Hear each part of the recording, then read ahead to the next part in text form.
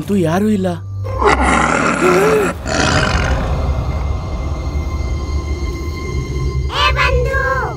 ಓ ವೀರ ಪುರುಷನೇ, ಯಾಕೆ ನಿನ್ ಜೊತೆ ನನ್ ಜೀವನನೂ ಸಂಕಟಕ್ಕೀಡಿಸ್ತಿದ್ಯಾ? ಈ ಧ್ವನಿ ಕೇಳಿ ನನಗ್ ಭಯ ಆಗ್ತಿದೆ. ನಿನ್ನ ದ್ವಾರದಿ ನಿಂತಿಹ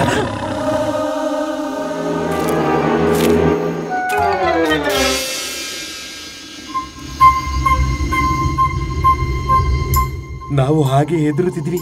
ಇಲ್ಲಂತೂ ಪೂರ್ತಿ ಶಾಂತಿ ಇದೆ. ನಿನ್ನ ದ್ವಾರದಿ ನಿಂತಿಹ ಜೋಗಿ, ನಿನ್ನ ಪ್ರೀತಿಗೆ ಆಗಿಹ ಪ್ರೇಮ ರೋಗಿ. ಈ ಗುರುವರಿಯ ಇಷ್ಟು ರಾತ್ರಿಲಿ ಏನ್ ಅನುಷ್ಠಾನ ಮಾಡಕ್ ಹೊರಟಿದ್ದಾರೆ?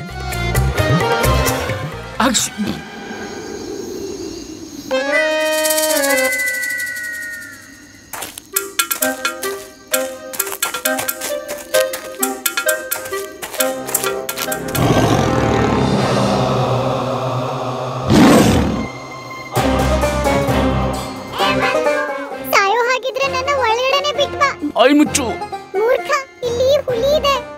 ನಿನ್ ಜೊತೆ ನನ್ನನ್ನು ಚಪ್ಪರಿಸ್ಕೊಂಡು ತಿನ್ನುತ್ತೆ. ಹುಲಿ ಏನಾದ್ರೂ ಬಾಯಿ ಹಾಕಿದ್ರೆ ರಾಮಕೃಷ್ಣನಿಂದ ದಿವಂಗತ ರಾಮಕೃಷ್ಣನಾಗ್ತ್ಯಾ.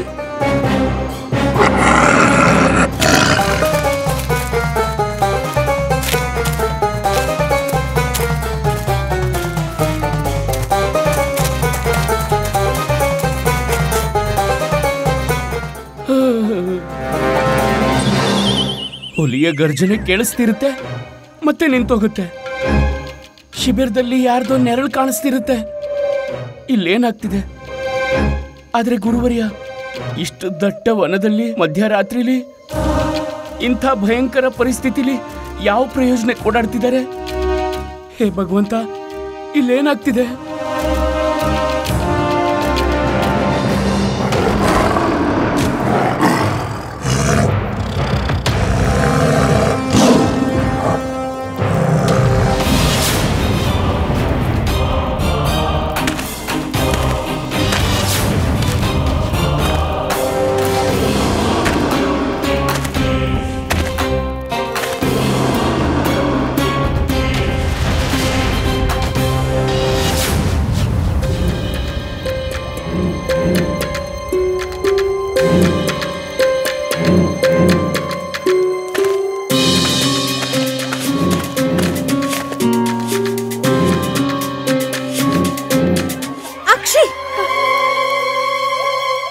ವಿಚಿತ್ರ ಸುಗಂಧ ಎಲ್ಲಿಂದ ಬರ್ತಿದೆ? ತತ್ತು, ಸ್ನಾನ ಮಾಡ್ಕೊಂಡು ಬರ್ಲಿಲ್ವಾ ತತ್ತು? ನಾವು ನಿಮ್ಮ ಗಂಧಕ್ಕೆ ಚೆನ್ನಾಗೇ ಪರಿಚಿತರಿದ್ದೇವೆ. ನೀವು ಬಂದಿದ್ದೀರಾ ಅಲ್ವಾ? ಆದ್ರೆ ನಾವು ನಿಮ್ ಜೊತೆ ಮಾತಾಡೋದಿಲ್ಲ.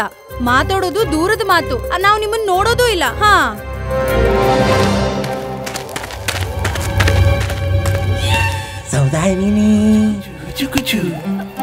ನಾವು ಹೇಳಿಲ್ವಾ ನಾವು ನಿಮ್ಮ ಹತ್ರ ಏನು ಮಾತಾಡಲ್ಲ ಅಂತ? ಯಾಕೆ ಮಾತಾಡಲ್ಲ? ನೋಡಿ, ನೀವು ಅಪ್ರಸನ್ನರಾಗಿದ್ದೀರಿ. ನೀವು ವನಕ್ಕೆ ಬರಬೇಕಿತ್ತು, ನಾವು ಕರ್ಕೊಂಡು ಬಂದ್ವು. ಆದ್ರೆ ನೀವು ನಮ್ಮ ಶಿಬಿರವನ್ನು ಬೇರೆ ಕಡೆ ಯಾಕೆ ಮಾಡಿಸಿದ್ರಿ ಹೇಳಿ ನಮ್ಗೆ? ಅದು ಈ ಪ್ರಯೋಜನಕ್ಕೆ ಪ್ರಿಯೆ. ಕೇವಲ ನಮ್ಮ ಮತ್ತು ನಿಮ್ಮ ಮಿಲನದ ಮಧ್ಯೆ ಯಾರು ಬರಬಾರದು ಅಂತ ನಾವು ಸ್ವತಂತ್ರದಿಂದ ಪ್ರೇಮದ ಲಾಭ ಪಡೆಯುವುದಕ್ಕೆ.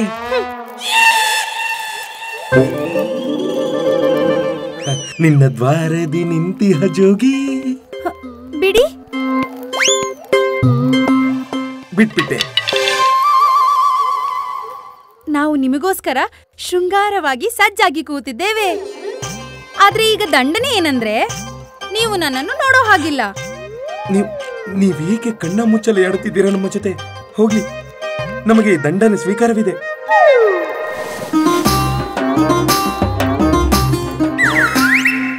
ತಗೊಳ್ಳಿ, ನಾವು ನಮ್ಮ ನೇತ್ರಗಳಿಗೆ ಪಟ್ಟಿ ಕಟ್ಕೋತೀವಿ. ಇಲ್ಲಿ ನೋಡಿ, ಕಟ್ಕೊಂಡ್ವು. ಹಾ, ಈಗ ಸರಿ ಇದೆ. ಇಲ್ಲ ಇಲ್ಲ, ನೀವು ಇಲ್ಲ ಸಲ್ಲದ ಮಾತಾಡಿ ಮರಳು ಮಾಡಿ ನನ್ನನ್ನ ಪ್ರೇಮ ಜಾಲದಲ್ಲಿ ಸಿಕ್ಕಿಸ್ತೀರಾ. ಆದ್ರೆ ಈಗ ನಿಮ್ಮ ದಂಡನೆ ಏನಂದ್ರೆ ನಾವು ನಿಮ್ಮ ಜೊತೆ ಮಾತನಾಡುವುದಿಲ್ಲ. ಹಾ, ನಾವು ನಿಮ್ಮಿಂದ ಸಿಗದೆ ಇರೋಕ್ಕಾಗಲ್ಲ. ನಾವು ಬರ್ತಿದ್ದೀವಿ.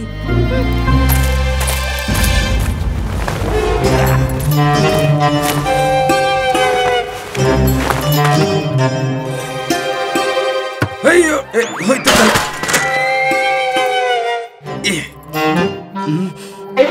ಓಹೋ, ಇದು ತುಂಬಾ ವಿಚಿತ್ರ ಸುಗಂಧ ಬರ್ತಾ ಇದೆ.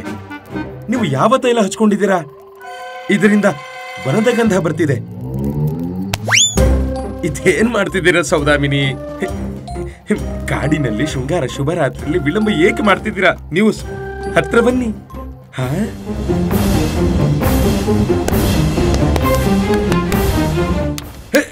ಅಯ್ಯೋ ಪೆಟ್ಟಾಗ್ತಿದೆ, ಅಯ್ಯೋ ಪೆಟ್ಟಾಗ್ತಿದೆ. ಸೌದಾಮಿನಿ ನೋಡಿ, ಸಂಸಾರದಲ್ಲಿ ಕೇವಲ ನೀವೊಬ್ಬರೇ ನಮ್ಮೊಂದಿಗೆ ಈ ರೀತಿ ವ್ಯವಹಾರ ಮಾಡುವವರು. ಇಲ್ದಿದ್ರೆ ನಾವು ಹೇ ಭಗವಂತ, ನೋಡಿ ನಾವೆಷ್ಟು ಸ್ವತಂತ್ರ ನೀಡುತ್ತೇವೆ, ಆದ್ರೆ ನೀವು ನಮ್ಮ ಮೇಲೆ ಕೋಪಿಸ್ಕೋತೀರಾ. ಬನ್ನಿ.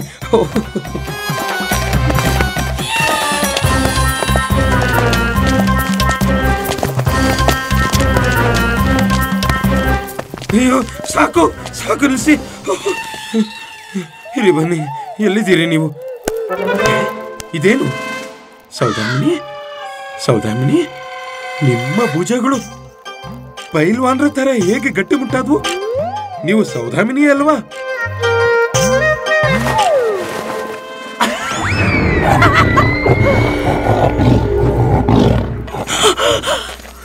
ಭಗವಂತ, ಹೋಗೋ ಹೋಗೋ, ಶಾಪ ಕೊಡ್ತೇವೆ. ಭಗವಂತ,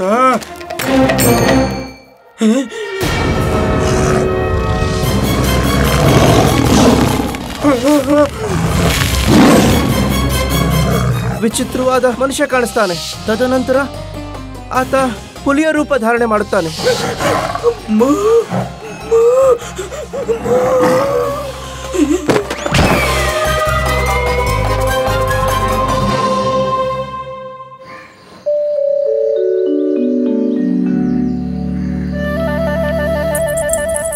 ಮಹಾರಾಜ, ಪ್ರಾತಃ ಕಾಲವಾಯ್ತು, ನಾವು ವನದಲ್ಲಿ ಓಡಾಡ್ಬೇಕು. ಮಹಾರಾಣಿ ಚಿನ್ನಾದೇವಿ, ನಮ್ಮಿಬ್ಬರ ವಿಚಾರ ಎಷ್ಟು ಹೋಲುತ್ತಲ್ವಾ? ಅಲ್ಲಿ ವನದಲ್ಲಿ ನರಭಕ್ಷಕ ಹುಲಿ ಇದೆ, ಮತ್ತೆ ನಿಮ್ಮಿಬ್ಬರಿಗೂ ಅಲ್ಲೆಲ್ಲ ಓಡಾಡುವ ಅಭಿಲಾಷೆ ಆಗ್ತಿದೆ. ನರಭಕ್ಷಕ ಹುಲಿ ಅದು, ನರಭಕ್ಷಕ. ಆದ್ರೇನಾಯ್ತು ಮಹಾರಾಜ, ಅದು ನರಭಕ್ಷಕ ಅಲ್ವಾ? ನಾವು ನಾರಿಯರು. ವಾಹ್ ಮಹಾರಾಜ, ಯಾವಾಗ ನಾವು ಬುದ್ಧಿವಂತಿಕೆಯಿಂದ ಮಾತಾಡ್ತೀವಲ್ಲ, ನಮ್ಮ ಮಾತೆ ಕೂಡ ಹೀಗೆ ವಾ ವಾ ಅಂತಿರ್ತಾರೆ. ಮಹಾರಾಣಿ ತಿರುಮಲಾಂಬ, ಹುಲಿ ಅದು, ಹುಲಿ. ಮಹಾರಾಜ, ಹುಲಿ ಅಂತ ಭಯ ಪಡಿಸ್ಬೇಡಿ. ಅಲ್ಲಿ ನೀವು ಇರ್ತೀರಾ ನಮ್ಮ ಸುರಕ್ಷತೆಗಾಗಿ. ಮಹಾರಾಣಿ ಚಿನ್ನಾದೇವಿ, ನಮಗ್ ಬರೋಕಾಗಲ್ಲ. ನಾವು ಪೂರ್ತಿ ದಿನ ಸಾರುವ ಮೇಲೆ ಕಾಯೋದಿದೆ. ನಮಗ್ ಸ್ವಲ್ಪ ವಿಶ್ರಾಂತಿ ಮಾಡಕ್ ಬಿಡಿ, ಹೋಗಿ ನೀವು. ಮಹಾರಾಜ, ಹೀಗೆ ಶಿಬಿರದಲ್ಲಿ ಕೂತು ಹೇಗೆ ಸಮಯ ಕಳೆಯೋದು? ನಮ್ಮ ಸಮಯವಂತೂ ಕಳೆದು ಹೋಗುತ್ತೆ. ನಮ್ಗೆ ಕಾಡಿನ ಪರಂಗಿ ಹಣ್ಣು ಸಿಕ್ಕಿದೆ, ನಾವು ಅದರಿಂದ ಭೋಜನ ತಯಾರು ಮಾಡ್ತೀವಿ. ಕಾಡಿನ ಪರಂಗಿ ಹಣ್ಣು? ಪರಂಗಿ ಹಣ್ಣಲ್ಲ, ಭೋಜನದಿಂದ ಭಯಭೀತರಾಗಬೇಕು ಮಹಾರಾಜ. ಅದರ ಸುರಕ್ಷತೆಯ ಅವಶ್ಯಕತೆ ಇದೆ. ಸುರಕ್ಷತೆಯ ಅವಶ್ಯಕತೆಯೇ ಅಂದ್ರೆ? ಅರ್ಥಾತ್ ನಾವು ಮಹಾರಾಜರಲ್ಲಿ ನಿವೇದಿಸುತ್ತಿದ್ದೆವು, ನೀವು ನಮ್ಮ ಸುರಕ್ಷತೆಯ ವ್ಯವಸ್ಥೆ ಮಾಡಿ ಎಂದು. ನಾವು ವನಕ್ಕೆ ಹೋಗಲು ನಾವು ಉಚಿತವಿದೆ. ನೀವೆಲ್ಲರೂ ಹೋಗಿ, ನಾವು ನಿಮ್ಮ ಸುರಕ್ಷತೆಯ ವ್ಯವಸ್ಥೆ ಮಾಡುತ್ತೇವೆ. ಸೇನೆಯ ಒಂದು ತುಣುಕನ್ನು ನಿಮ್ಮೊಂದಿಗೆ ಕಳಿಸುತ್ತೇವೆ. ಧನ್ಯವಾದ ಮಹಾರಾಜ. ಮತ್ತೆ ಕೇಳಿ, ಅದು ಪಂಡಿತ ರಾಮಕೃಷ್ಣರ ಪರಿವಾರವೂ ಬಂದಿದೆ, ಗುರುಮಾತೆಯೂ ಬಂದಿದ್ದಾರೆ, ಜೊತೆಗೆ ರಾಜನರ್ತಕಿ ಸೌದಾಮಿನಿ ದೇವಿ ಕೂಡ ಬಂದಿದ್ದಾರೆ. ಅವರನ್ನು ನಿಮ್ಮೊಂದಿಗೆ ಕರೆದೊಯ್ಯಿರಿ. ಹುಲಿಯ ದರ್ಶನಕ್ಕಾಗಿ, ಅರ್ಥಾತ್ ವನದ ಭ್ರಮಣಕ್ಕಾಗಿ ಅತ್ಯಂತ ಆನಂದ ಸಿಗುತ್ತದೆ. ಆಗಲಿ ಮಹಾರಾಜ. ಆದ್ರೆ ಮಹಾರಾಜ, ಅದಕ್ಕೂ ಮೊದಲು ನಾವು ಕಾಡಿನ ಪರಂಗಿ ಹಣ್ಣಿಂದ ಪಲ್ಯ ಮಾಡ್ಬೇಕಲ್ಲ? ಮಹಾರಾಣಿ ತಿರುಮಲಾಂಬ, ಯಾವಾಗ ನಾವು ನರಭಕ್ಷಕ ಹುಲಿಯ ವಧೆ ಮಾಡುತ್ತೇವಲ್ಲ, ಅದರ ನಂತರ ಏನು ಉತ್ಸವವಾಗುವುದೋ ಆಗ ನೀವು ಆ ಪಲ್ಯವನ್ನು ಮಾಡಿ. ಅದು ಸರಿಯಾಗಿರುತ್ತೆ. ಮಹಾರಾಜ, ನಾವು ನಿಮ್ಮಿಂದ ತುಂಬಾ ಪ್ರಸನ್ನರಾಗಿದ್ದೇವೆ. ನಾವು ಮಾಡಿರುವ ಸ್ವಾದಿಷ್ಟ ವ್ಯಂಜನವನ್ನು ನೀವು ಎಷ್ಟು ವಿಚಾರ ಮಾಡುತ್ತೀರಾ? ಜೀವನ ರಕ್ಷಣೆಗಾಗಿ ಮಾಡಬೇಕಾಗುತ್ತೆ. ಮಹಾರಾಜ, ನೀವೇನು ಹೇಳಿದ್ರಾ? ಅದೇ, ನೀವೆಲ್ಲರೂ ಪ್ರಸ್ಥಾನ ಮಾಡಿ ಈಗ. ಹೋಗಿ ಹೋಗಿ.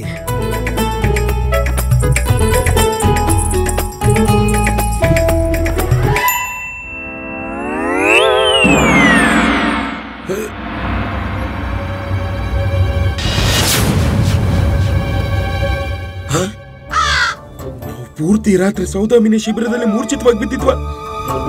ಶಿವ ಶಿವ ಶಿವ ಶಿವ, ಒಂದು ವೇಳೆ ಯಾರಾದ್ರೂ ನಮ್ಮನ್ನ ಸೌದಾಮಿನಿ ಶಿಬಿರದಲ್ಲಿ ನೋಡಿದ್ರೆ ಅನರ್ಥವಾಗುತ್ತೆ.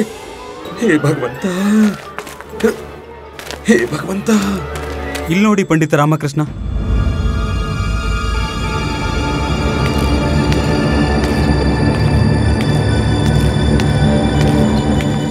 ಪಂಡಿತ ರಾಮಕೃಷ್ಣ. ಪ್ರಣಾಮ ಮಹಾರಾಜ. ಮಂತ್ರಿವರ್ಯರೇ, ಏನಾಗ್ತಿದೆ ಇಲ್ಲಿ? ಮಹಾರಾಜ, ಅಲ್ಲಿ ನೋಡಿ, ಹುಲಿಯ ಹೆಜ್ಜೆ ಗುರುತು. ಹುಲಿಯ ಹೆಜ್ಜೆ ಗುರುತು? ಅವಶ್ಯ ಅವಶ್ಯ ಆಗಿರುತ್ತೆ. ಹುಲಿ ಹತ್ತಿರದಲ್ಲೇ ಇದ್ದ ಮೇಲೆ ಹೆಜ್ಜೆ ಗುರುತು ಇದ್ದೇ ಇರುತ್ತೆ. ಆದ್ರೆ ವಿಚಿತ್ರ ಸಂಗತಿ ಏನಂದ್ರೆ ಈ ಹೆಜ್ಜೆ ಗುರುತು ಸ್ವಲ್ಪ ದೂರದವರೆಗೆ ಹೋಗಿ ಮನುಷ್ಯನ ಹೆಜ್ಜೆ ಗುರುತಾಗಿ ಪರಿವರ್ತನೆ ಆಗುತ್ತೆ. ಮತ್ತೆ ಹೇಗ್ ಪ್ರತೀತಿ ಆಗ್ತಿದೆ ಅಂದ್ರೆ ಆ ಹುಲಿ ಗುರುವರಿಯರ ಬಿಡಾರದೆಡೆಗೆ ಭ್ರಮಣ ಮಾಡ್ತಿದೆ. ಸತ್ಯ ಹೇಳುತ್ತಿದ್ದೀರಿ ನೀವು ಪಂಡಿತ ರಾಮಕೃಷ್ಣ. ಇಲ್ಲಂತೂ ಹುಲಿಯ ಹೆಜ್ಜೆ ಗುರುತುಗಳು ಇವೆ. ಅದಾದ ನಂತರ ಇಲ್ಲಿಂದ ಮನುಷ್ಯನ ಹೆಜ್ಜೆ ಗುರುತಾಗಿದೆ.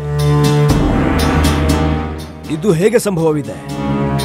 ಮಹಾರಾಜ, ಮಹಾರಾಜ, ಮಹಾರಾಜ, ಮಹಾರಾಜ, ಮಹಾರಾಜ, ಮಹಾರಾಜ, ಮಹಾರಾಜ, ಮಹಾರಾಜ, ನಮ್ಮ ಪ್ರಾಣದ ರಕ್ಷಣೆ ಮಾಡಿ ಮಹಾರಾಜ. ಶಾಂತರಾಗಿ, ಶಾಂತರಾಗಿ. ಹಾಗೆ ನಮಗೆ ಹೇಳಿ, ಯಾವ ಸಂಕಟ ಎದುರಾಗಿದೆ ನಿಮ್ಮ ಮೇಲೆ? ಮಹಾರಾಜ,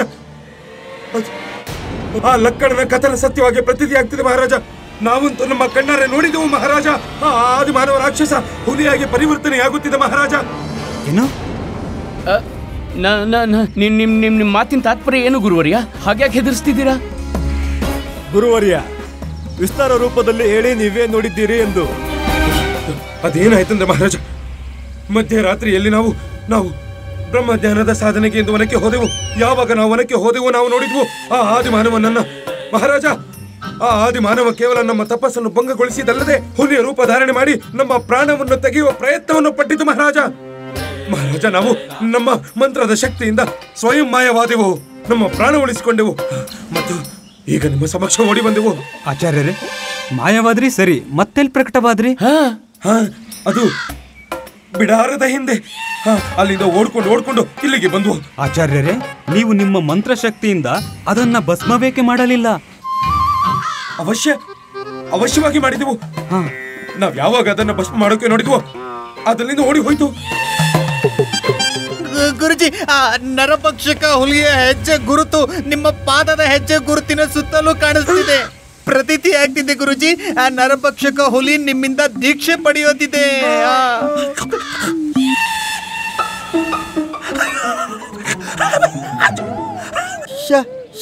ಶಬ್ದದಲ್ಲಿ ಗುರುಜಿ, ಶಬ್ದದಲ್ಲಿ. ನಾವಿಲ್ಲಿರುವುದಿಲ್ಲ. ನಮಗೆ ವಿಜಯನಗರಕ್ಕೆ ಹಿಂದಿರುಗಲು ಅನುಮತಿ ನೀಡಿ ಮಹಾರಾಜ. ಆ ಆದಿಮಾನವ ಅತ್ಯಂತ ಶಕ್ತಿಶಾಲಿ ಇದ್ದಾನೆ ಮಹಾರಾಜ.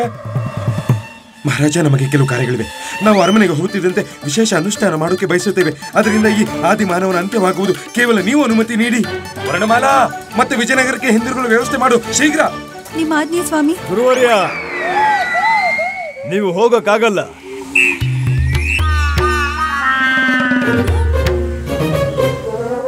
ಆಗಲಿ ಮಹಾರಾಜ. ನಾವು ಹೇಳಿದ್ವಲ್ಲ ನಿಮ್ಗೆ, ನಮಗೆ ನಿಮ್ಮ ಅವಶ್ಯಕತೆ ಇರುತ್ತದೆ. ನಿಮ್ಮ ಬ್ರಹ್ಮಜ್ಞಾನದ ಅವಶ್ಯಕತೆಯೂ ಇರುತ್ತದೆ. ಈಗೆಲ್ಲಿದೆ? ಏನು ಬ್ರಹ್ಮಜ್ಞಾನ? ಈಗ ಸಿಕ್ಕಿದೆ ಮಹಾರಾಜ, ಸಿಗುವುದಿದೆ. ಈಗ ನಮ್ಮ ಬಳಿ ಬ್ರಹ್ಮಜ್ಞಾನವಿಲ್ಲ, ನಮ್ಮಿಂದ ಏನು ಉಪಯೋಗವಿದೆ? ಅದರಲ್ಲೂ ಹುಲಿಯ ಬೇಟೆಗೆಂದು ನೀವು ಹೋಗ್ಲೇಬೇಕಲ್ಲ ಮಹಾರಾಜ. ಮಣಿ, ಈ ಮುದಿಯ ಇಲ್ಲಿಂದ ನುಣುಚ್ಕೊಳ್ಳೋ ಪ್ರಯತ್ನ ಪಡ್ತಿದ್ದಾನೆ.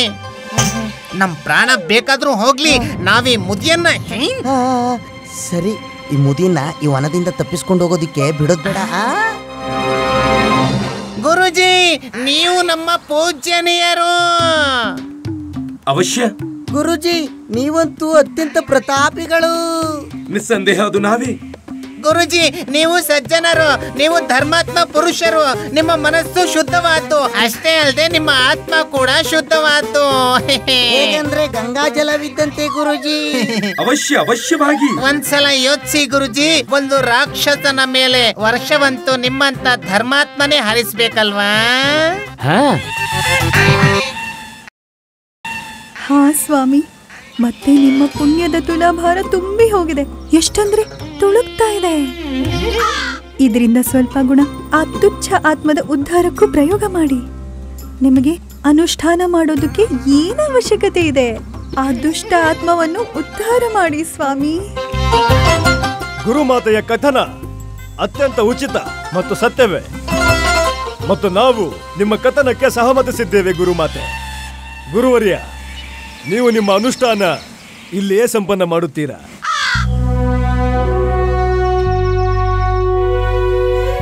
ನಿಮ್ಮ ಆಜ್ಞೆ ಮಹಾರಾಜ, ನಿಮ್ಮ ಇಚ್ಛೆಯಾದಂತೆ ಆಗಲಿ.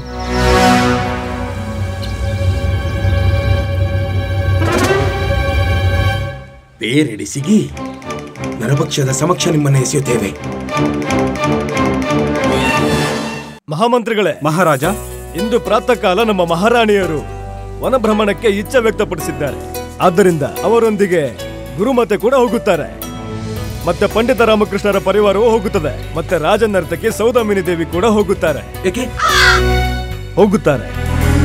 ನೀವಿವರೆಲ್ಲರ ಸುರಕ್ಷತೆಗಾಗಿ ವ್ಯವಸ್ಥೆ ಮಾಡಿ. ತಮ್ಮಾಜ್ಞೆ ಮಹಾರಾಜ. ಮಹಾರಾಜ, ನಮಗೂ ಇವರೆಲ್ಲರ ಜೊತೆ ವನದಲ್ಲಿ ಭ್ರಮಣಕ್ಕೆ ಅನುಮತಿ ನೀಡಿರಿ.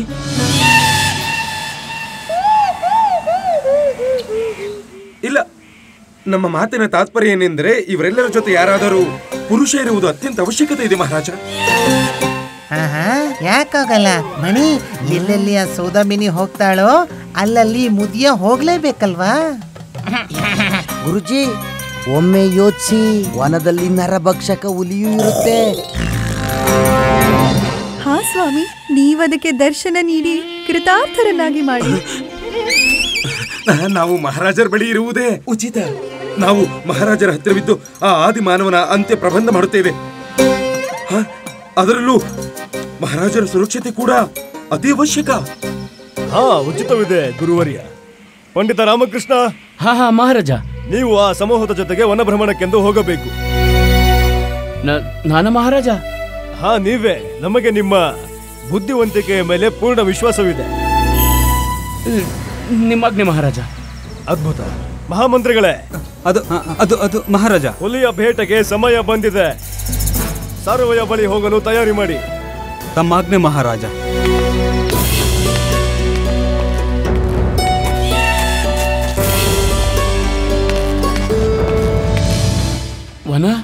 ವನದಲ್ಲಿ ಓಡಾಡಕ ಒಂದ್ ವೇಳೆ ಹುಲಿ ಎದುರಿಗೆ ಬಂದ್ರೆ, ಹೇ ಮಹಾಕಾಳಿ, ರಕ್ಷಣೆ ಮಾಡು.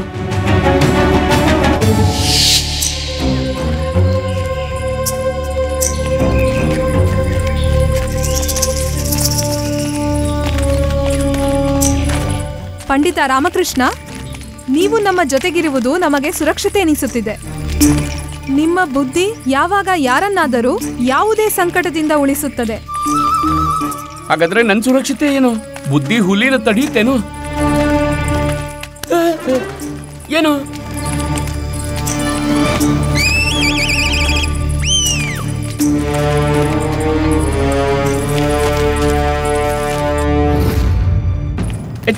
ಎಚ್ಚರ ತಿಂದಿರಿ ಸೈನಿಕ್ರೆ, ಅಲ್ಲೇನೋ ಇದೆ, ಹೋಗಿ ನೋಡಿ.